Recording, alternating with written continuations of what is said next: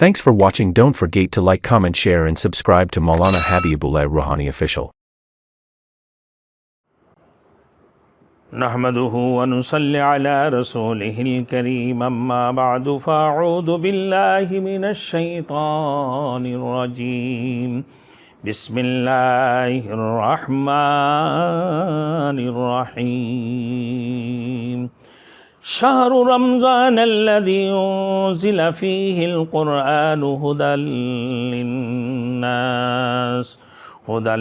للناس وبينات من الهدى والفرقان فمن شهد منكم الشهر فليصمه ومن كان مريضا أو سفر فعدة من أيام أخر يريد الله بكم اليسر ولا يريد بكم العسر ولتكملوا العدة ولتكبروا الله على ما هداكم لعلكم تشكرون قال النبي صلى الله عليه وسلم أوله رحمة وأوسطه مغفرة وآخره عتق من النار۔ میرے محترم دوست بزرگ، رمضان المبارک کون کون سی برکتیں ہیں؟ اس رمضان المبارک کے اندر کون کون سی برکتیں ساتھ لے کر ساتھ لایا ہے؟ فرماتے ہیں کہ رمضان المبارک اولہ رحمت، پہلے جو 10 روز ہے اللہ نے اس کو 3 حصوں میں تقسیم کی ہے۔ پہلے جو 10 روز ہے وہ رحمت والی تھی، اللہ کی بھرپور رحمت نازل اللہ رب العالمین فرماتی ہیں، باران رحمت رب العالمین نازل فرماتے ہیں، یہ رحمت والی 10 دن۔ وَأَوْسَطُهُ مَغْفِرَةٌ، اور درمیانی جو 10 دن ہیں رمضان المبارک کی، اللہ پاک پروردگار عالم اپنے بندوں کی مغفرت فرما دیتے ہیں، اللہ سب کو بخشش فرما دیتے ہیں۔ اور آخری جو 10 روز ہے وَآخِرُهُ عِتْقٌ مِّنَ النَّارِ، یہ جہنم کی دردناک عذاب سے رب العالمین نجات عطا فرماتے ہیں، یہ جہنم کی دردناک عذاب سے نجات عطا فرماتے ہیں۔ اسی رمضان المبارک کے اندر اللہ پاک پروردگار عالم یہ رمضان المبارک کی جو روزہ ہے اللہ نے کہ یا ایھا الذین آمنوا کتب علیکم الصیام کما کتب علی الذین من قبلکم لعلکم تتقون، اے ایمان والو تمہارے اوپر رمضان المبارک کے روزے کو فرض قرار دیا ہے جیسے تم سے پہلے لوگوں کے اوپر اللہ رب العالمین فرض قرار دی ہے، تاکہ تم تقوی اختیار کرو، تاکہ تم متقی بن جاؤ، اللہ کی خوف تمہارے دلوں کے اندر آ جائے۔ فرماتی ہیں حضرت آدم علیہ السلام ہر ماہ کی 13، 14 یعنی ایام بیاض میں ہر ماہ کی 13، 14، 15 تاریخ کو روزہ رکھنا ان کے اوپر فرض تھے۔ ہر مہینہ کی 13، 14، 15 کو حضرت آدم علیہ السلام کے اوپر فرض تھا یہ 3 دن روزہ رکھنا۔ حضرت نوح علیہ السلام ہمیشہ روزہ دار ہوا کرتے تھے۔ حضرت داؤد علیہ السلام ایک دن روزہ چھوڑتے تھے، ایک دن افطار کرتے تھے، یعنی ایک دن روزہ رکھتے تھے، ایک دن روزہ چھوڑتے تھے۔ یہ اسی طریقے سے حضرت عیسیٰ علیہ السلام ایک دن روزہ رکھتے تھے اور 2 دن افطار فرماتے تھے۔ اسی طریقے سے نصرہ پر دراصل یہ رمضان المبارک کی روزے فرض تھے۔ جب ان کو گرمی سے تانے لگے یا سردی سے تانے لگے، وہ اس گرمی سے تنگ آ کر یا سردیوں سے تنگ آ کر حضرت عیسیٰ علیہ السلام کی بعد، کیونکہ عیسیٰ علیہ السلام کو اللہ رب العزت نے شب قدر والی رات کو آسمان میں اٹھا لی ہے، پھر ان کی یہ نصرہ قوم نصرہ جو ہے، یہ نصرہ والے یہ کیا کرنے لگے، جو انجیل کی ماننے والے صحیح معنوں میں ماننے والے نہیں، کیونکہ یہ لوگ اپنے تحریک کر چکا تھا اپنے کتابوں کی اندر، کیونکہ ان لوگوں کی جن کی بڑے بڑے 100 پادریوں کو بلا کر ان لوگوں نے ایک میز کے اوپر جو ہے نا یہ کتاب کو رکھا، پھر ہلاتے رہے، جو سب سے پہلے گر گیا زمین پر وہی اصل کتاب ہے نا، تو یہ سمجھتے تھے۔ تو اسی طریقے سے اللہ پاک پروردگار عالم نے روزے کی رمضان المبارک کی روزے ان کے اوپر بھی فرض تھے، لیکن جب ان کو گرمی سے تانے لگے یا پھر سردی میں یہ لوگ پریشان ہونے لگے تو موسم ربی میں یہ لوگ 30 کی بجائے 50 روزہ رکھتے تھے۔ یہ روزہ 30 کی بجائے 50 روزہ رکھتے تھے. یہ رمضان المبارک کی روزہ اللہ رب العالمین جیسے تمہارے اوپر ایمان والوں فرض کیا تم سے پہلے لوگوں کے اوپر بھی اللہ نے رمضان المبارک کی روزے کو فرض قرار دی ہے. اسی طریقے سے فرماتے ہیں کہ رمضان المبارک کون کون سی برکتیں ساتھ لایا. شہر رمضان الذی کہ رمضان کا وہ مہینہ جس میں قرآن اتارا گیا، پھر جو لوگوں کی واسطی ہدایت ہے، یہ قرآن جو لوگوں کے لیے اللہ نے ہدایت بنا کر بھیجے ہیں. الف لام میم ذالک الکتاب، یہی کتاب لا ریب فیہ، کوئی شک و شبہ کی گنجائش نہیں. ھدی للمتقین، ڈرنے والے اور تقوی اختیار کرنے والے خدا ترس لوگوں کے لیے اللہ نے اس قرآن کو ہدایت بنا کر بھیجے ہیں. وبینات من الہدی، اور ہدایت کی روشن دلیلیں ہیں. اسی برکتیں لے کر آئے ہیں. اور باطل اور حق اور باطل کی درمیان ایک فرق کرنے والے، تمیز کرنے والے، یعنی فرقان والفرقان. سو جو کوئی تم میں سے اس مہینے کو پالے، جو کوئی اس مہینے کو پالے تو فرمایا کہ اس کی روزے وہ روزے رکھیں. اور جو کوئی بیمار یا سفر کی حالت میں ہو وہ 2 سے دنوں میں اس کی گنتی کو پورا کر لے. اللہ تم پر آسانی چاہتا ہے، اللہ تم پر تنگی یا مشکلات نہیں چاہتا ہے، بلکہ اللہ نے تمہارے لیے آسانی کا راستہ کھول دی ہے کہ تم بیمار ہو تو ان صورتوں میں تم روزہ توڑ سکتے ہو. سفر کی حالت میں ہو، تم مشکلات میں ہو تو تمہارے لیے سحری کی پریشانی، تمہارے لیے افطر کی پریشانی، دیگر پریشانیاں تمہارے لیے لاحق ہو سکتے ہیں، جس کی وجہ سے اللہ رب العزت نے فرمایا کہ تمہارے لیے تو اللہ نے آسانی چاہتا ہے.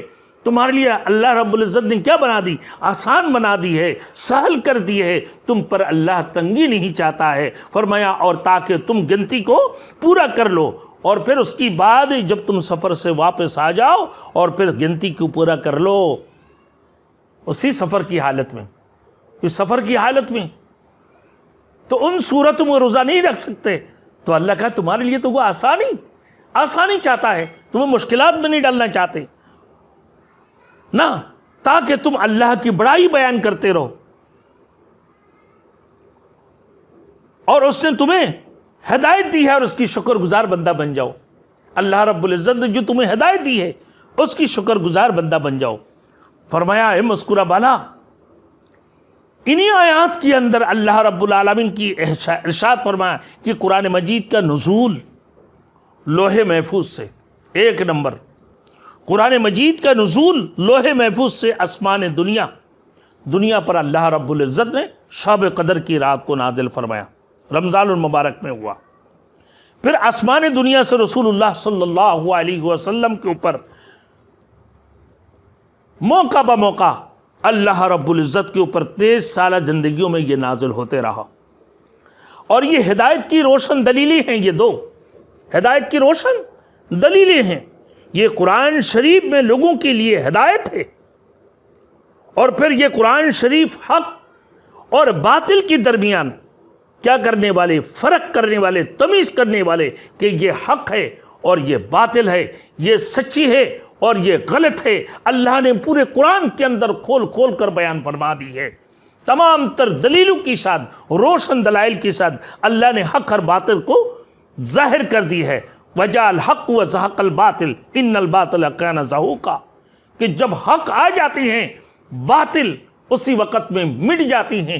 باطل تو ایسی چیز ہے کہ سمندر کی جانک کے برابر ہے، اور جو پانی ہے وہ حق ہے، اور جو سچی چیز ہوتی ہے وہ اصل جو پانی ہے سمندر کی، اور جو باطل ہے وہ سمندر کی جانک کی طرح ہے. تھوڑی دیر بعد سمندر کی جب جو ہے نا موجیں آتی ہیں اور وہ جانک بننے لگتے ہیں، اور وہ جانک بننے کے بعد پھر اس کی بعد وہ جانک ختم ہو جاتی ہے. اور اسی طریقے سے وَجَاءَ الْحَقُّ وَزَهَقَ الْبَاطِلُ جب حق آ جاتی ہیں باطل خود بخود مٹنا شروع ہو جاتی ہیں. اس کائنات کے اندر اللہ رب العزت نے اپنی قرآن نازل فرمایا. سید الکونین، خاتم النبی، رحمت للعالمین اور امام الانبیاء محمد رسول اللہ صلی اللہ علیہ وسلم کے اوپر یریدون لیطفئوا نور اللہ بافواہہم واللہ متم نورہ ولو کرہ الکافرون ولو کرہ المشرکون ولو کرہ المجرمون کہ جب اللہ پاک پروردگار عالم نے یہ قرآن نازل فرمایا، یہ یہودی اور نصرہ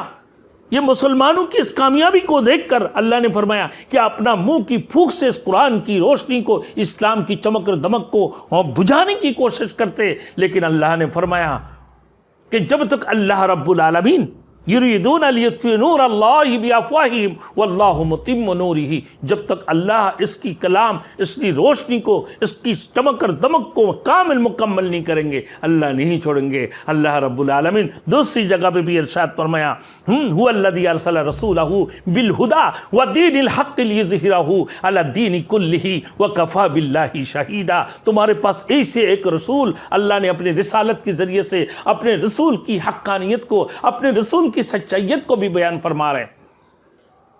رسول بالہدا و دین الحق، سچے دین کو لے کر تشریف لایا، لیظہرہ علی الدین کلہ وکفی باللہ شہیدا، محمد رسول اللہ، کہ اللہ کی گواہی کافی ہے کہ محمد رسول اللہ صلی اللہ علیہ وسلم اللہ کی رسول ہے۔ صلح حدیبیہ میں جب رسول مقبول صلی اللہ علیہ وسلم عمرہ کے لیے تشریف لے جا رہے تھے، اس وقت میں تقریباً 1500 صحابی اللہ کے رسول کے ہاتھوں پہ بائت ہو کر روانہ ہوئے، اور ساتھ ساتھ میں جنمر اور دیگر احرام بند کر اللہ کے رسول جب روانہ ہوا، قاصد کو آگے بھیجنے کے بعد ان لوگوں نے منع فرما دی، اور پھر اللہ کے رسول صلی اللہ علیہ وسلم کے لیے بڑے کڑی سخت جو ہے شرائطیں رکھی ہیں کہ اس سال کو تم لوگ عمرہ کرو گے، اور اس سال کو عمرہ نہیں کر سکتے ہو، آئندہ سال کے لیے آؤ گے، 3 دن کے لیے آؤ گے۔ پھر شرائط نامہ کے اندر اللہ کے رسول نے سب سے پہلے لکھا ہے بسم اللہ الرحمن الرحیم، تو یہ کافر لوگ کہنے لگا کہ نہیں، آپ یہ کیا لکھے ہو کہ رحمان الرحیم کون ہوتا ہے؟ بِاسْمِکَ اللہم، ہمارے بابدادوں کا جو رواج ہے، ہمارے بابدادوں کی رواج کے مطابق ہم جو ہے یہ لکھیں گے۔ پھر اللہ کے رسول صلی اللہ علیہ وسلم نے فرمایا محمد بن عبداللہ، تو کہنے لگا کہ محمد بن عبداللہ کیوں لکھے ہو؟ کہ عبداللہ کا بیٹا محمد، کہ ہم ان کو نہیں جانتے، محمد الرسول اللہ۔ پھر اللہ کے رسول نے فرمایا وَأَشْهَدُ أَنَّ مُحَمَّدًا عَبْدُهُ وَرَسُولُهُ، جب یہ لکھا، یہ کہا کہ یہ کیا ہے؟ کہ ہم گواہی دیتے ہیں کہ محمد اللہ کی رسول ہے۔ ہاں، یہ تو ہم نہیں جانتے ہیں، تو آپ ادھر لکھو محمد بن عبداللہ۔ تو اللہ رب العالمین نے فرمایا کہ محمد الرسول اللہ، کہ محمد اللہ کی رسول ہے، یہ تم اگر اس کی گواہی پیش نہیں کرتے تو اللہ اس کی گواہی پیش فرمایا والذین معہ اشداء علی الکفار۔ پھر اور ان کی ساتھ، ان کی جو ساتھی ہے والذین معہ کا مطلب کیا ہے؟ ابو بکر صدیق۔ اشداء کے سے مطلب کیا ہے؟ حضرت عمر بن خطاب۔ اور پھر رحماء سے مطلب یہ ہے کہ حضرت عثمان غنی رضی اللہ تعالیٰ عنہ، بینہم رکعا سجدا یبتغون فضلا من اللہ ورضوانا، اس سے مطلب حضرت علی رضی اللہ تعالیٰ عنہ۔ تو فرماتی ہیں اس قرآن کے اندر اللہ نے روشن دلائل، روشن دلیلیں اللہ نے پیش فرما دی، حق اور باطل کے درمیان تمیز کرنے والے، حق اور باطل کو فرق کرنے والے۔ اس قرآن کے اندر جو شخص اس رمضان المبارک میں موجود ہو، وہ رمضان کا روزہ رکھے، اس کے اوپر رمضان المبارک کی روزہ فرض ہے، عاقل و بالغ عورت ہو یا مرد ہو، اور جو شخص بیمار یا مسافر ہو وہ روزہ چھوڑ دے اور 2 سے دنوں میں اس کا گنتی پورا کر لے۔ یہ 7واں نمبر اصول۔ اس قرآن مجید، یہ قرآن شریف مومنوں کے لیے کیا ہے؟ شفا ہے۔ اللہ نے فرمایا یہ قرآن مجید مومنوں کے لیے شفا ہے، اور قرآن مجید مومنوں کے ساتھ نہ حق میں کیا ہے؟ رحمت ہے، جو دوسری جگہ پہ اللہ نے فرمایا وَنُنَزِّلُ مِنَ الْقُرْآنِ مَا هُوَ شِفَاءٌ وَرَحْمَةٌ لِّلْمُؤْمِنِينَ وَلَا يَزِيدُ الظَّالِمِينَ إِلَّا خَسَارًا۔ فرمایا کہ بے شک ہم نے یہ جو قرآن اتارے ہیں یہ مومنین کے لیے کیا ہے؟ شفا ہے، اور ان کے لیے مومنین کے لیے رحمت ہے۔